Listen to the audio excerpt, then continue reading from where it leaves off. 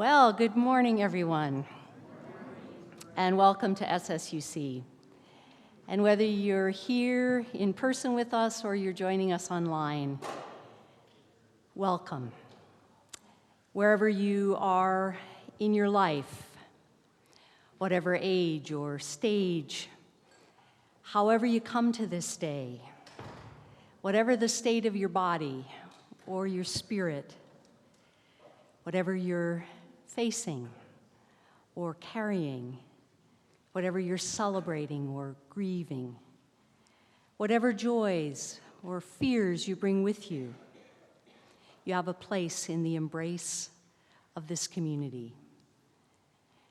And we're grateful that each of you, whether you're here in person or joining us online, have taken this time with us to pause, to open to the gifts of music, to attend to wisdom, ancient and new, to sing and pray our way into this day, into this week, as we make our way, to challenge our assumptions, and bless what disturbs whatever fails to serve goodness and compassion and love and equity and justice.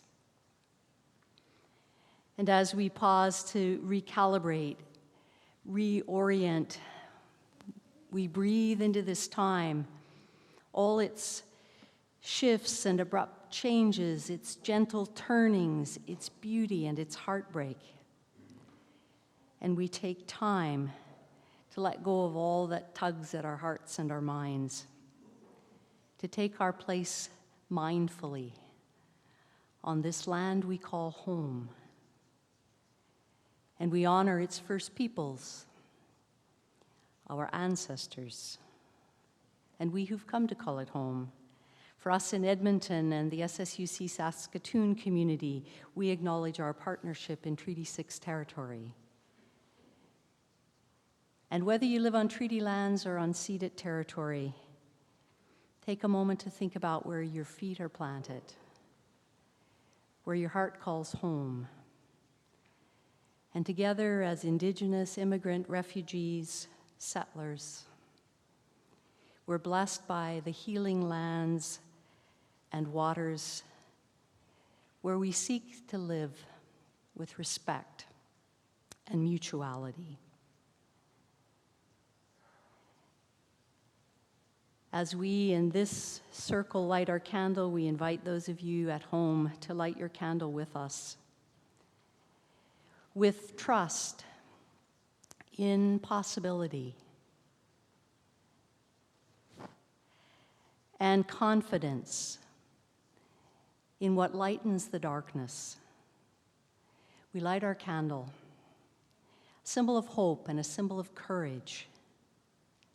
And we honor the relationships between darkness and light, each bringing their gifts, each an agent of change, of transformation, each a daily teacher of all the shades of change our lives will hold. And we light our candle as a sign of our intention with one another to let the light of love shine through all we are and all we do.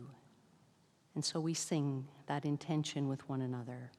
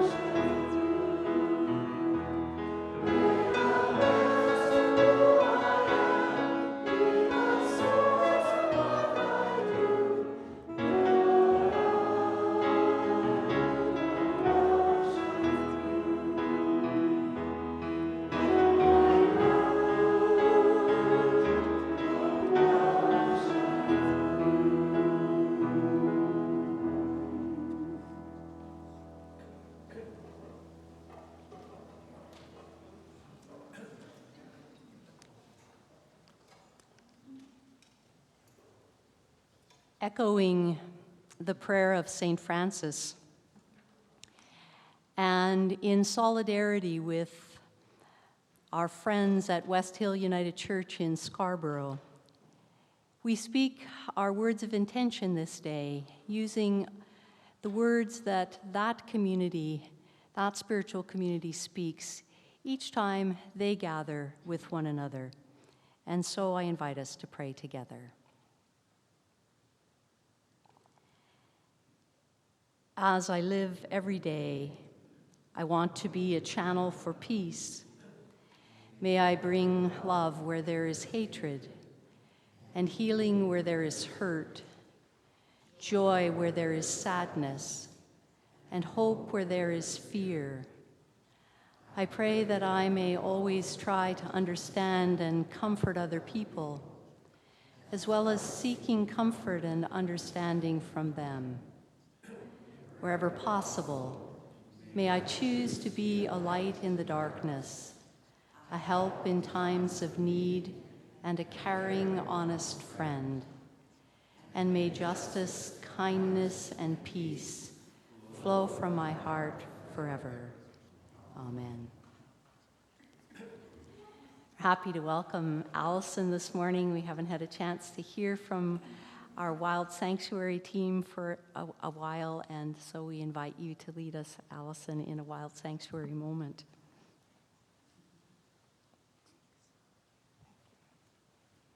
Hello, good to see you. I'm Allison, as Nancy said, and Zoe and I, we guide SSUC's nature-based activities from Monday to Saturday, but I've got something for your Sunday here. Is nature unconscious and neutral, or do we want to think of nature as a disruptor, quietly and consistently rebelling against the human-made systems that don't work? Look at the climate, stating a firm no over and over against fossil fuels. Or a little pineapple weed happily growing right in the sidewalk. What's your style of rebellion, of necessary disturbance? Are you a beaver who nurtures wetlands, or perhaps one who floods roads? Maybe you are like a squirrel who starts electrical fires, or one who quietly plants countless trees. Or maybe you are a human, rebelling in your own way, because I'll remind you, you are nature too.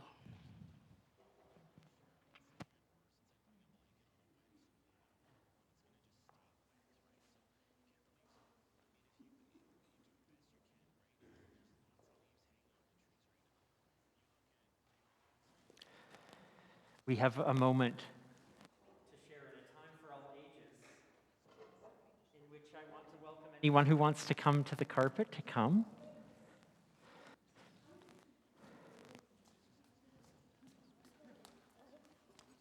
So.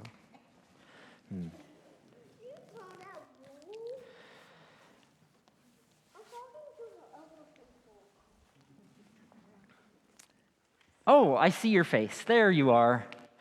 I would like to share with you a book called Say Something. I don't have to say much about this book because this book is going to say it all. It's by Peter H. Reynolds. He's a favorite of mine, maybe yours too. Okay, here we go. Say something. Okay. The world needs your voice. Mine? Yes, yours. Go ahead. It doesn't need to be perfect as long as it's from your heart. You don't have to be loud. Powerful words can be a whisper. You can say something in so many ways, with words, with action, with creativity. And here's some ways you can do that. If you see someone lonely, say something by just being there for them. Isn't it funny that you can say something without saying something? Just being there. sends a message to that person. If you see an empty canvas, say something with your brush. If you see an empty lot, say something by planting a seed and watching it bloom. If you see someone being hurt, say something by being brave. What do you think that person's saying? Hey, stop, exactly. Good reading.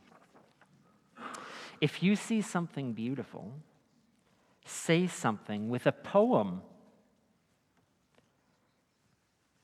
He's writing painted meadows splashed with rainbows. Sounds like the start of a great poem. If you have a brilliant idea, say something with confidence. Eureka! She discovered something. If you want to show the world who you are, say something with style. Ta-da! If you're angry, say something to help people understand. Look, this person's saying, you made me feel invisible. That really hurt. I'm really sorry. If you see an injustice, say something peacefully.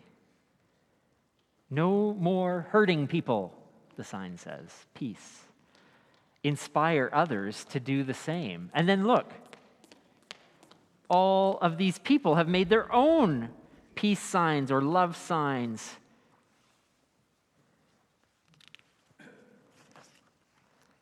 Sometimes you'll say something and no one will be listening.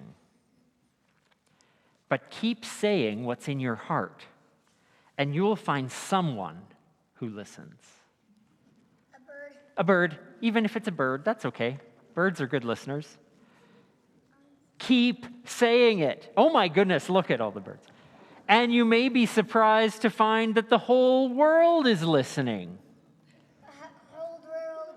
Yeah, and maybe more. Who knows? If you are grateful for being alive, quietly say something to the stars, to the universe. Hi, stars. Hi, universe. I'm sure glad I'm a part of you. Some people find it easier to say something than others. Boy, that's true. But everyone has something to say. Let's see what these people are saying. I hope, I believe, I wish, I imagine, I'm ready to change the world. Join us. Together we can. So when you're ready, say something. Your voice can inspire, heal, and transform. Your voice can change the world. Are you ready to say something? In all the different ways we say it. Good book. Reminds us that we can use words, but we don't have to. We can be quiet. We can use just our presence, our bodies, lots of ways. Story with us. I'm going to invite you to Kids Spirit. Daisy and Ariane are ready for you if you would like to participate this morning.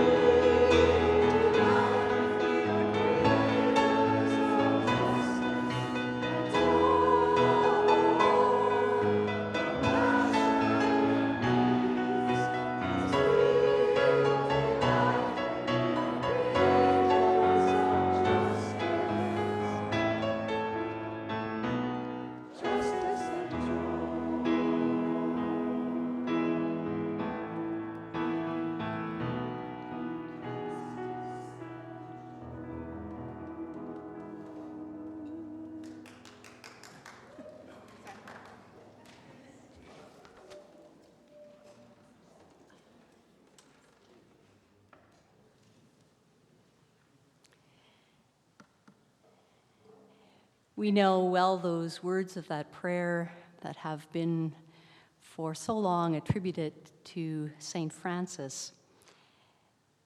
But I invite us to hear that peace prayer in reverse. And it goes like this.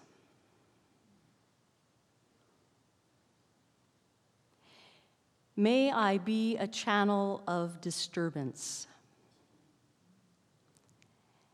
Where there is apathy, let me provoke.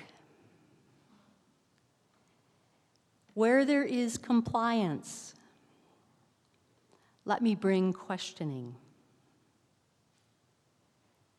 Where there is silence, may I be a voice.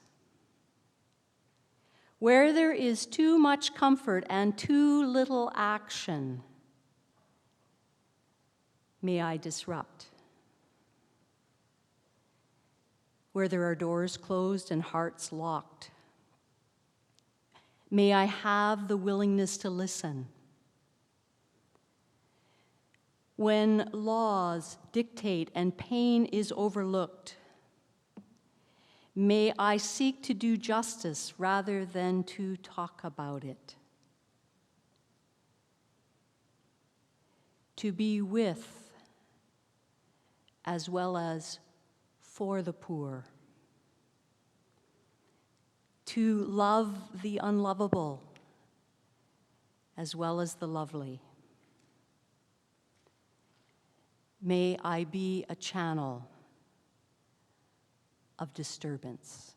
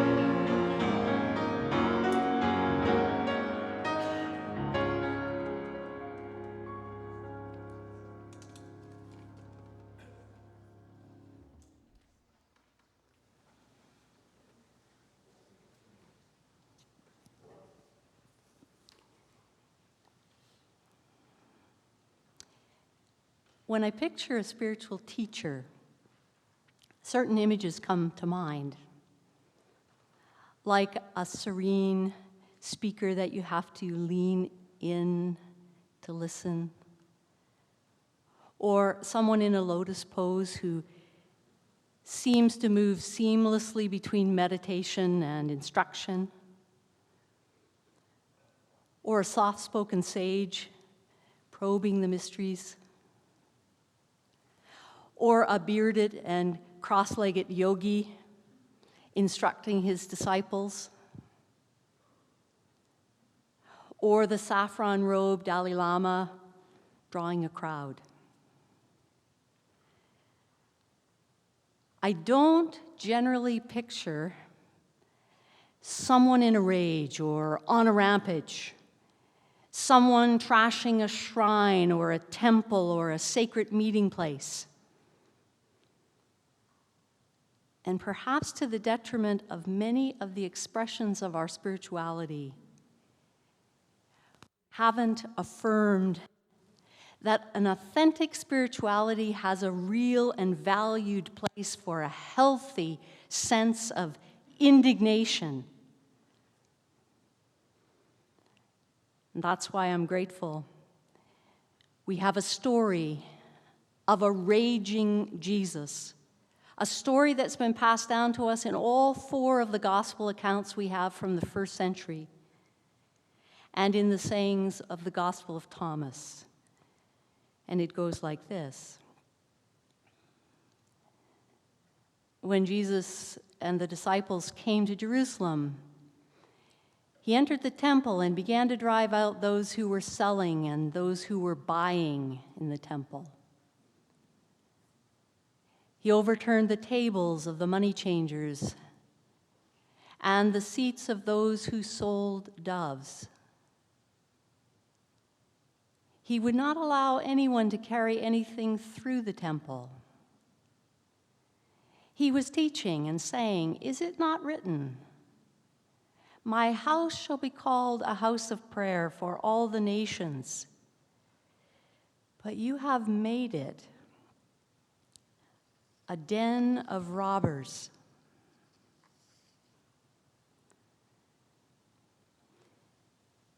We have so domesticated this story of Jesus in the temple that we've almost lost its meaning. I grew up thinking this story was kind of an exception to the gentle Jesus gathering children on his knees, expressing compassion for the poor and the oppressed. And when I come to this story, can this really be the same guy who spent his life teaching nonviolent resistance, turning the other cheek, loving your enemies? Somehow the story startles us. From every corner of the Roman Empire, Jewish pilgrims would stream to that magnificent temple. And the outer courtyard would be bustling with merchants selling animals for sacrifice, money changers changing the coinage from the empire into the authorized temple currency. And above the sounds of that business as usual, we have this story of a commotion that erupts. In one of the 4 versions of the story we have this holy man waving a rope at the merchants and the money changers, overturning the currency dealers' tables, spilling their coins onto the floor. And amidst that disruption, that protester orders all the vendors to take these things out of there, to stop making this a marketplace, to restore it to its original purpose, to be a place of prayer and a house of justice. Our tradition has made it really easy for us to become attached to that meek and mild Jesus, so that we've almost lost sight of this great social critic. The Jesus we meet in the Gospels is sometimes a soft-spoken sage. but more often he's a revolutionary. And as it did in the temple, his love often raged. What we have in this story isn't a senseless act of vandalism. It isn't a case of first century road rage. It's a rage that's not inspired by hatred or by fear. It's really a picture of love raging. This is anger seeking justice. Our tradition has so often called this story the cleansing of the temple. But there's no little tidying up of the temple here. This is a highly symbolic act, a symbolic act of indicting corruption and injustice. It's a protest against imperialism, against the domination system of his day, against the temple leaders who are in cahoots with the emperor. It's a rage against the temple having become a safe haven for profiteers instead of a sanctuary for the vulnerable.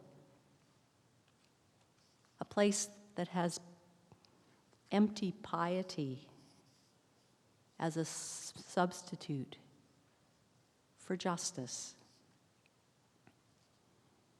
In the courtyard of the temple, Jesus' love raged at exploitation. It raged at a deep distortion of history. The temple was meant to be the central storehouse from which to distribute the wealth of the land. And in the first century, it had become an instrument of oppression, adding to the economic burden by brokering access to rituals and lining the pockets of the elite. In order to occupy his spirituality, Jesus had to occupy the courtyard of the temple. He had to bring his gentle protest out of the hills of the Galilee into the heart of the city. The Jesus of our church music might be meek and mild, but the Jesus of the Gospels is more like a raging granny. And it wasn't just in the temple that he turned tables. He spent his life tirelessly turning tables, whether it was the dinner table where he refused to observe the purity laws of his tradition that would have kept him from eating with women and Gentiles, or the table of accepted thought, or the table of social norms, or the table of a religion and an economic system that oppressed. He invariably placed his passion where change was most needed. In the glimpses of the life of Jesus that have been passed down to us through the lenses of those who were first to follow his teaching, we get a glimpse of the twin engines of his spiritual life: reflection and resistance, contemplation and critique, spiritual formation for social transformation. He disturbed the systems that were unjust. He provoked the apathetic. He questioned compliance with unfairness. He refused to be silent. He inspired trouble, good trouble, necessary trouble. The spiritual heritage we inherit from our roots in Judaism put us in the company of a long line of disturbers of false peace, the false peace of the status quo. All the prophets of ancient Israel disturbed the power of the kings, disrupted the power of the priests, protested the social inequities that kept justice from rolling down like waters and righteousness from being a mighty stream. And the spiritual heritage we inherit from our Christian tradition places us in a long line of troublemakers, beginning with Jesus of Nazareth.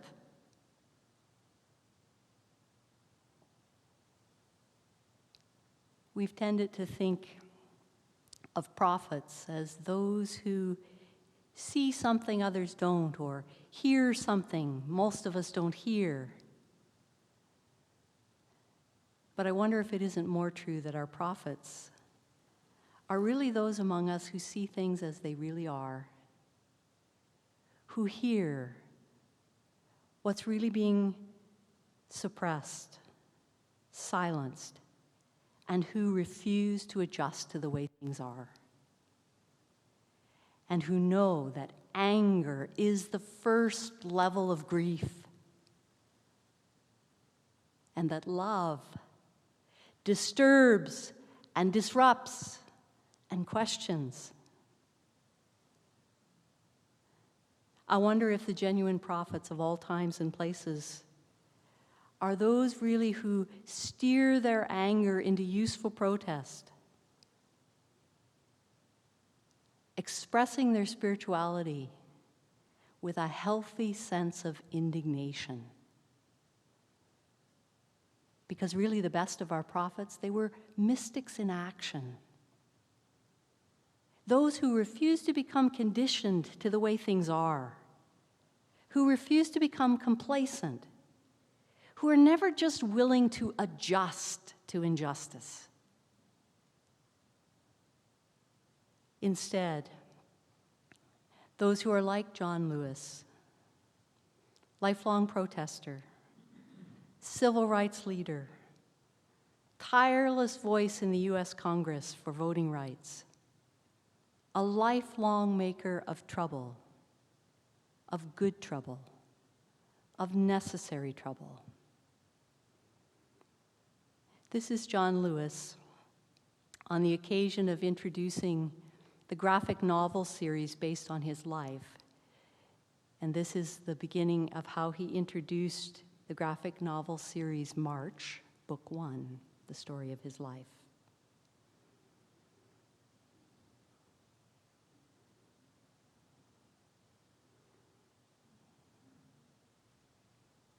I didn't like seeing those signs. I didn't like when I went to the theater. All of us little black children had to go upstairs to the balcony, and all the little white children went downstairs to the first floor.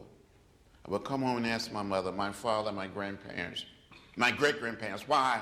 They would say, that's the way it is. Don't get in the way, don't get in trouble.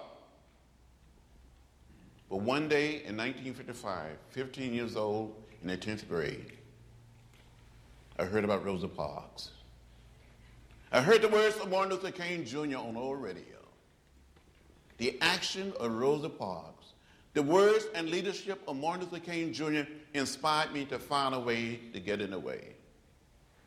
And I got in trouble. Good trouble. Necessary trouble.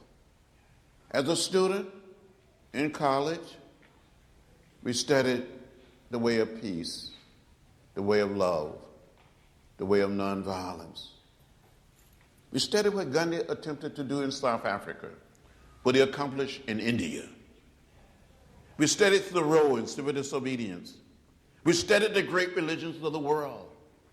And Andrew Aydin will tell you in book 1, March book 1, we start sitting in, black and white college students, black and white high school students.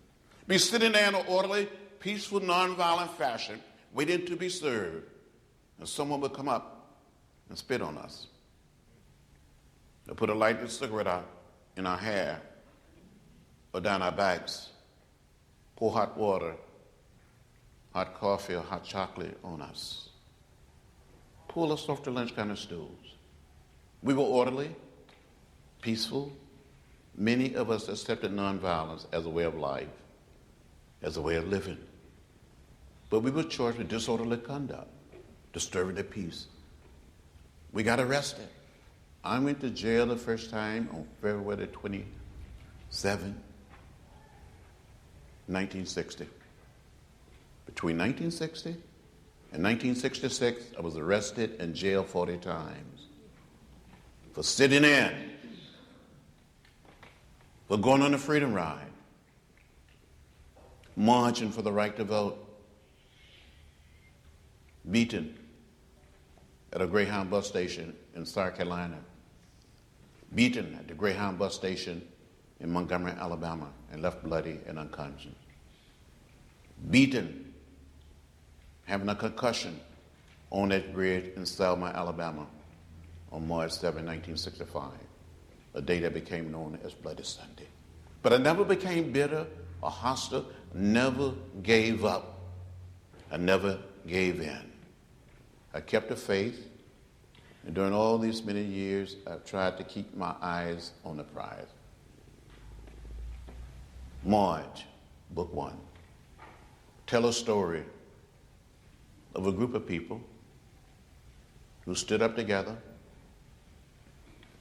rested together, beaten together, and jailed together. Some of my friends didn't make it. They died.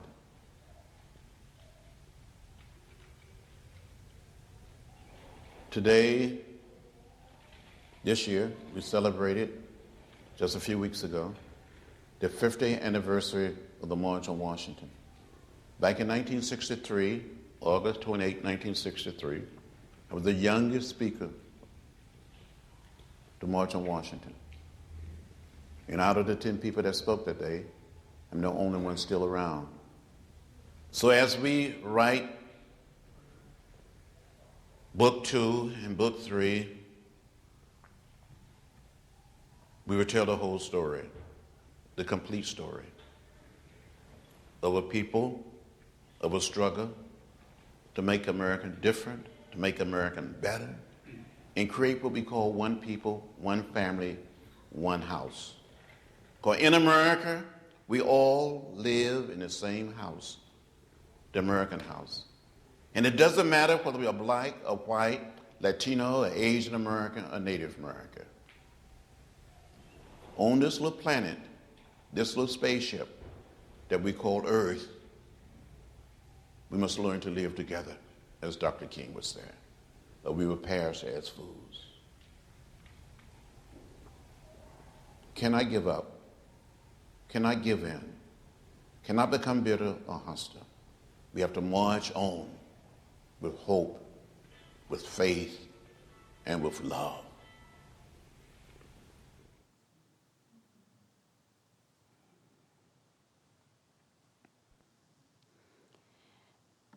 Most of us will never be on the front lines as John Lewis was.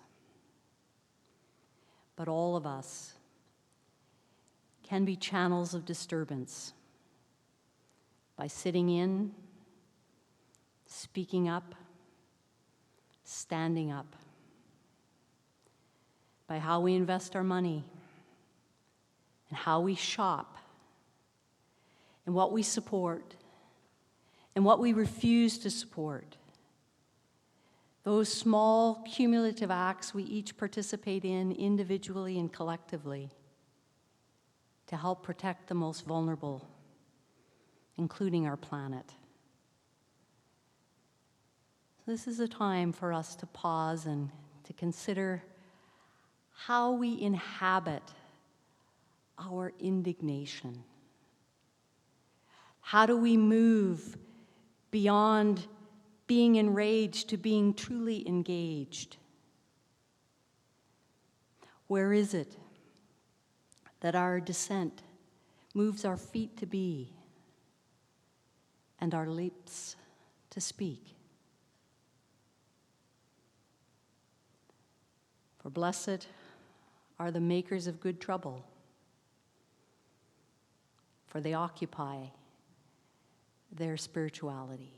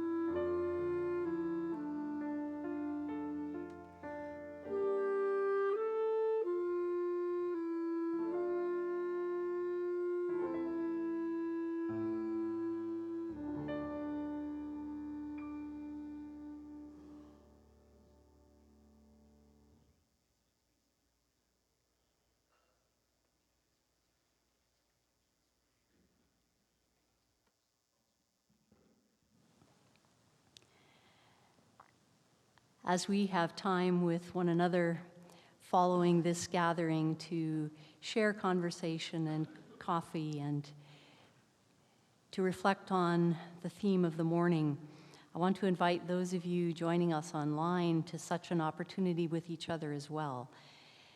On the Zoom link, you'll have the opportunity to spend time in a smaller group and in a smaller conversation, chatting with one another about the theme of the morning or things that are happening in your lives that you'd like to share and talk about. Nell Owens will be your guide, and we welcome each of you to participate in that conversation.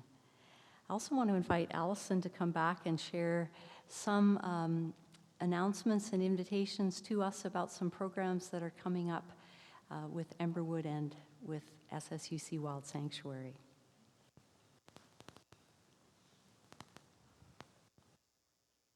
Thanks. I've got 3 things to share here. Here's one. These are lovely. These are online. They're in your own home. And we always have some folks from SSUC, so we'll hope you'll be one of them. So it's a 6-part eco-expressive arts series, and you're probably done being online, but these feel the least like a Zoom call that you've ever experienced. Most of the time, or half the time, is done on your own with guided activities that we give to you in this package that you open, and there's a treat inside. So this will be starting mid-November and go until the solstice, and on solstice, we'll end here with the SSUC's annual Labyrinth Walk. So that's called Night, and here are some feedback from previous iterations of the series.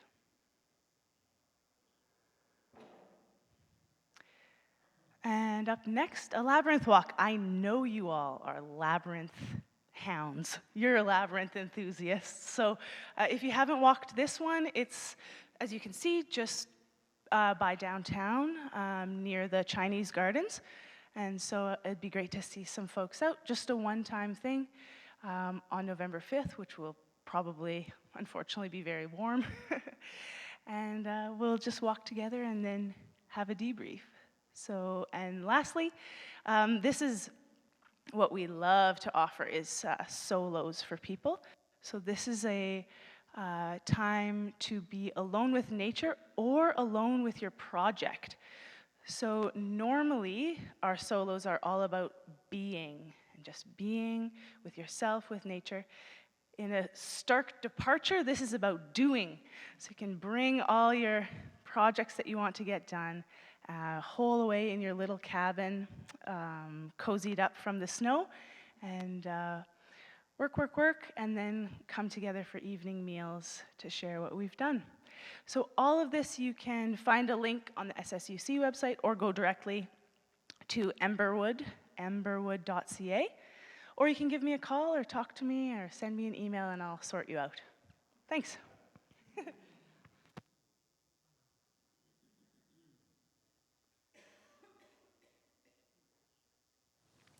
Thanks, Alice.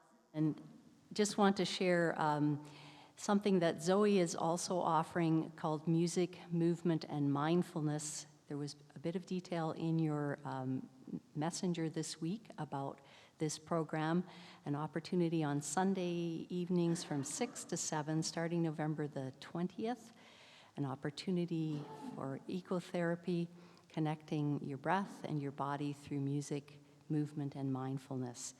So I just wanted to flag that for you as well. We invite you to gather with us this afternoon at 2 o'clock as we honor the life of John Evans and gather with Lois and her family here to celebrate John's life.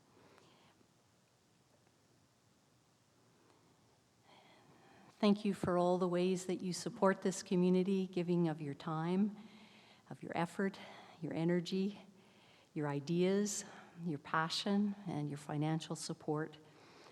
You see on the screen a few ways that that financial support can be offered, and we express our gratitude for whatever it is that you are able to do to support this community, whether it's a one-time gift, whether it's a regular ongoing gift, whether the gift is small or large, it makes a difference to us and to what we do together. So I thank you.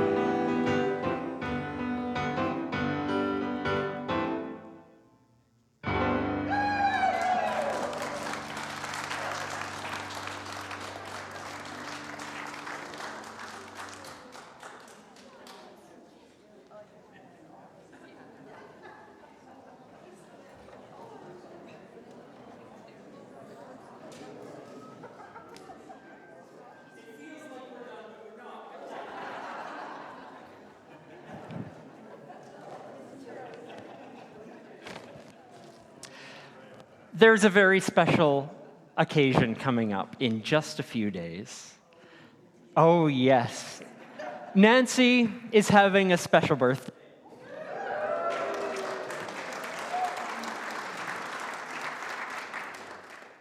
It's not often one reaches the really good birthdays. And this is one that will pay out for you, Nancy, so it's a really good one. We are excited to wish you the very best birthday. You have the opportunity to take a few trips around the sun in new ways coming up, a whole lot of trips around the sun. And to do that, you take our wishes and our blessing with you for a happy day on Wednesday and a wonderful. So, on behalf of the congregation, we send you with cake for you and Dawn to celebrate. And I don't have to tell you what this is. You know darn well that these are your favorite from Purdy. So, happy birthday, and look at this. She gets to take a candle and blow it out today. Come change the light for us, Nancy.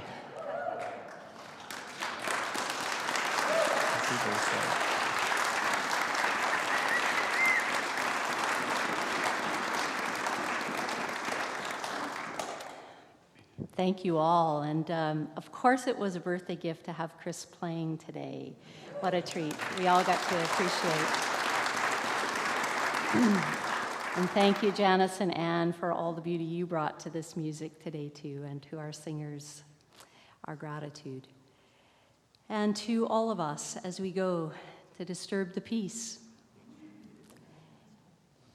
We go in the hope of making a difference, who we are together, taking our place, shining our light, and we go in peace and love, and we go together.